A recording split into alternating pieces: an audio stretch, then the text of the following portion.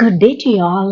How are you today? I hope you are all doing well. Let's thank God for this fantastic day. மரத்தடி நிழலில் ஆங்கில இலக்கண குறிப்புகள், grammar tips and the shade of the tree. 50 days. ஏன் மரத்தடி நிழலில் என்று யோசிக்கிறீங்களா? Yes, chill என்று நடைமுறை வாழ்வில் இலக்கணத்தை சுமையாக கருதாமல் சுலபமாக பிழையின்றி சரளமாக சட்டென எப்படி பயன்படுத்திடலாம் என்று பார்க்கலாம். உதாரண வாக்கியங்களூடாக ஆங்கில இலக்கண குறிப்புகளை இலகுவில் பயன்படலாம். நாம அனைவரும் 50 நாட்கள் தொடர்ச்சியாக பயிற்சி எடுக்க போகின்றோம். வீடியோ பார்வையிடும் அனைவரும் வாய் விட்டு சொல்லி பயிற்சி எடுத்துக் கொள்ளுங்கள். வீடியோவை ஸ்கிப் பண்ணாம பார்வையிடுங்கள். இதேபோல் பயனுள்ள வீடியோக்களை பார்வையிட இன்னும் சேனலை சப்ஸ்கிரைப் பண்ணாமல் பார்வையிடுகிறீர்களாயின் இப்பவே சப்ஸ்கிரைப் பண்ணிக்கொள்ளுங்கள். அருகே உள்ள பெல் ஐக்கனையும் கிளிக் பண்ணிக்கொள்ளுங்கள். அப்போதான் உடனுக்குடன் நோட்டிபிகேஷன்ஸ் பெற்றுக்கொள்ள முடியும். மற்றவர்களும் பயனடைய லைக் பண்ணிட்டு ஷேர் பண்ணிக்கொள்ளுங்க. Let's start the practice. Day 21. Interrupted past continuous. அதாவது interrupted past activity. குறுக்கீடு செய்யப்பட்ட கடந்த கால செயலின் தொடர்ச்சி. கடந்த காலத்தில் நடைபெற்று கொண்டிருந்த ஒரு செயல் ஏதாவது ஒரு தனிப்பட்ட பூரணப்படுத்தப்பட்ட அல்லது நிறைவு செய்யப்பட்ட ஒரு செயலால் குறுக்கிடப்படும் போது குறுக்கீடு செய்யப்பட்ட கடந்த கால தொடர்ச்சி பாஸ்ட் கண்டினியூஸ் டென்ஸினாலும் குறுக்கீடு செய்த முற்று பெற்ற செயல் சிம்பிள் பாஸ்ட் டென்ஸினாலும் குறிப்பிடப்படும். இங்கு when, while எனும் conjunctions அதாவது இணைப்பு சொற்களின் பயன்பாடு இருக்கும். இவற்றை விட வேறு சில இணைப்பு சொற்களும் பயன்படுத்தப்படுகின்றன. ஆனால் இந்த வீடியோவில் when and while என்பவற்றின் பயன்பாடு பற்றி பார்ப்போம். The interrupted past continuous is used to talk about an activity that was in progress and interrupted by a single complete action in the past. It is made with the past continuous, the past simple, and the conjunctions when or while. When is followed by simple past, while is followed by past continuous. உதாரணங்கள் பார்ப்போமா? நான் TV பார்த்து கொண்டு இருந்த போது phone ஒலித்தது அல்லது phone அடித்தது அப்படின்னு சொல்றேன். இங்கு பிரதான செயலாக இங்கு தொடர்ச்சியில் இருந்த செயல் என்ன? டிவி பார்த்து கொண்டு இருந்தது. இந்த செயல் எதனால் குறுக்கீடு செய்யப்பட்டது? Phone அடித்ததனால்.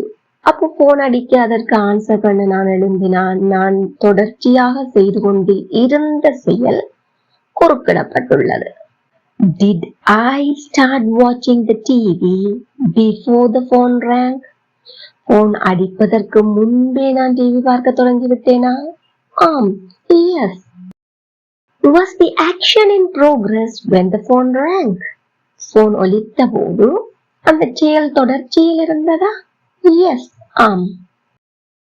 Did I stop watching TV?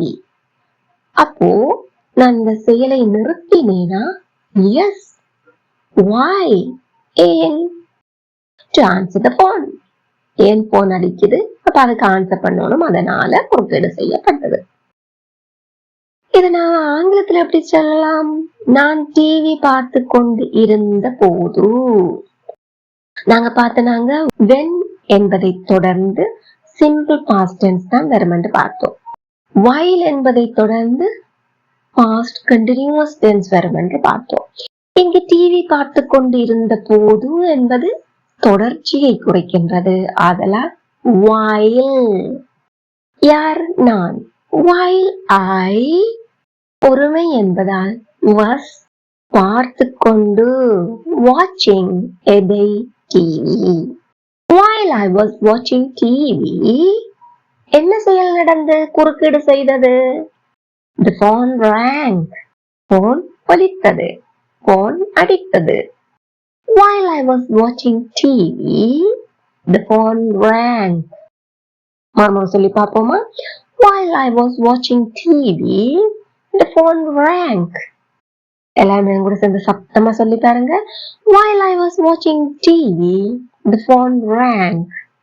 இதையே நாம் போன் அடித்த போது, நான் டிவி பார்த்து கொண்டிருந்தேன் அப்படின்னு சொல்றோம். இது எப்படி ஆங்கிலத்துல சொல்லலாம்? நான் டிவி பார்த்து கொண்டிருந்தேன். I was watching TV. இப்போது when the phone rang. I was watching TV when the phone rang. Again, I was watching TV when the phone rang. எல்லாம் சத்தமா என்னோட சேர்ந்து சொல்லி பாருங்க. I was watching TV when the phone rang. மற்றொரு உதாரணம் பார்ப்போம். அப்பா வந்த போது அவன் விளையாடிக் கொண்டிருந்தான். அப்போ இங்கு தொடர்ச்சியாக நடைபெற்றுக் கொண்டிருந்த செயல் என்ன? அவன் விளையாடிக் கொண்டு இருந்தான். அவன் என்பது சிங்குலர் ஒருமை, ஆதலால் very good was. He was playing. எப்போது? அப்பா வந்த போது. When his father came. He was playing when his father came.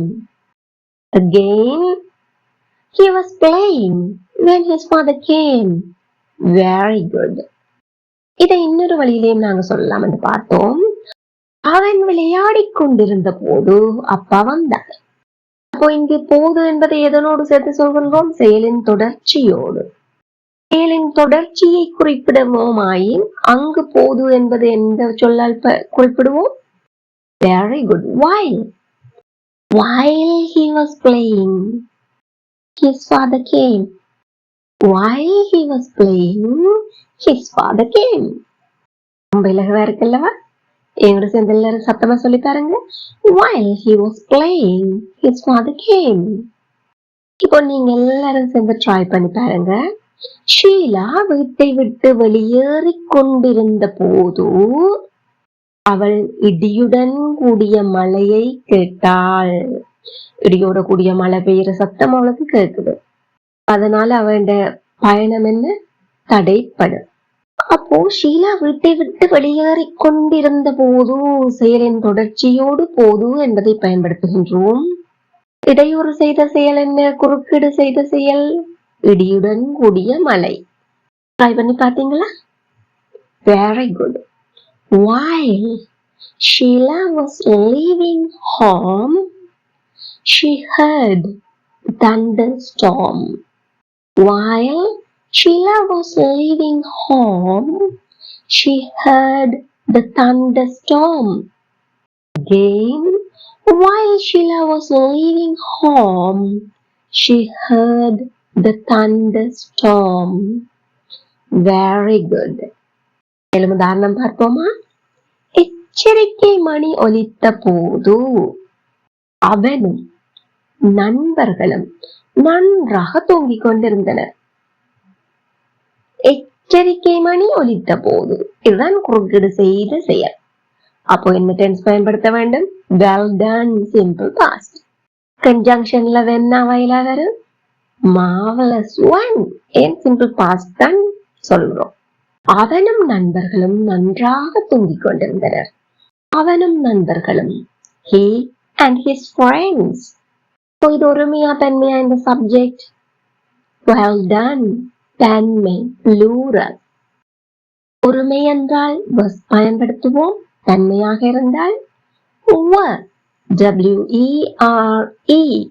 were பயன்படுத்துவோம். He and his friends were sleeping well. நன்றாக தூங்கிக் கொண்டிருந்தவர். எப்போது? when the alarm rang. He and his friends were sleeping well when the alarm rang. எல்லாருமே கூட சேர்ந்து சத்தமா வாய் விட்டு சொல்லி பாருங்க. He and his friends were sleeping well when the alarm rang. Again, he and his friends were sleeping well when the alarm rang. மேலும் உதாரணங்கள் பார்ப்போமா? நான் கடையில் பொருட்கள் வாங்கி கொண்டிருந்த போது. செயலின் தொடர்ச்சியுடன் போது என்பதை பயன்படுத்துகின்றோம். இப்பவே உங்களோட மைண்ட்ல வந்திருக்கும். எந்த கன்ஜங்ஷன் யூஸ் பண்ணுவோம்? Very good. while ஏன் செயலின் தொடர்ச்சியோடு போது என்பதை பயன்படுத்துகின்றோம். எனது பெற்றோர் அங்கு வந்து அடைந்தனர். while நான் while I was shopping, எனது பெற்றோர் my parents அங்கு வந்தடைந்தனர். arrived there. While I was shopping, my parents arrived there. மறுமுறை சொல்லி பார்ப்போமா? எல்லாரும் சேர்ந்து சத்தமா சொல்லுங்க. While I was shopping, my parents arrived there. நாங்க மாத்தி சொல்லி பார்ப்போம். எனது பெற்றோர் அங்கு வந்தடைந்த போது நான் கடையில் பொருட்கள் வாங்கி கொண்டிருந்தேன். இப்போ இங்கு குறுக்கீடு செய்த செயலோடுதான் போது என்பதை பயன்படுத்துகின்றோம். அப்போ இந்த கன்ஜங்ஷன் யூஸ் பண்ணுவோம். Very good. when my parents arrived அப்படின்னு சொல்ல வேணும் இல்லையா? முழு வாக்கியத்தையும் சொல்லி பார்ப்போம். I was shopping when my parents arrived there. I was shopping when my parents arrived there. I was shopping when my parents arrived there. Again, I was shopping when my parents arrived there. இப்போ உங்களுக்கு நன்றாக புரிந்திருக்கும் என்று நினைக்கின்றேன். Let's check our understanding. அவன் வெளியே போன போது அவனது அம்மா சமைத்துக் கொண்டிருந்தார். அவர்கள் விவாதித்துக் கொண்டிருந்த போது அவள் அந்த அறையினுள் நுழைந்தாள். அவன் விளையாடிக் கொண்டிருந்த போது நாம் ஒரு புகைப்படம் எடுத்தோம். ஷீலா விழுந்த போது நான் தூங்கிக் கொண்டிருந்தேன். Now it's time for you to answer the questions. Please comment your answers.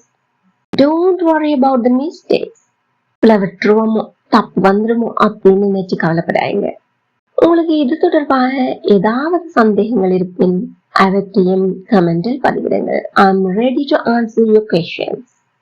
இந்த வீடியோ உங்களுக்கு பயனுள்ளதாக இருந்திருப்பின் இப்பவே ஒரு லைக் பண்ணிட்டு மற்றவர்களும் பயனடைய ஷேர் பண்ணிக்கொள்ளுங்க.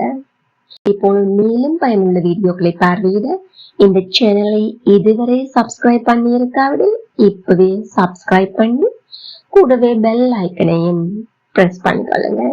Thank you for watching.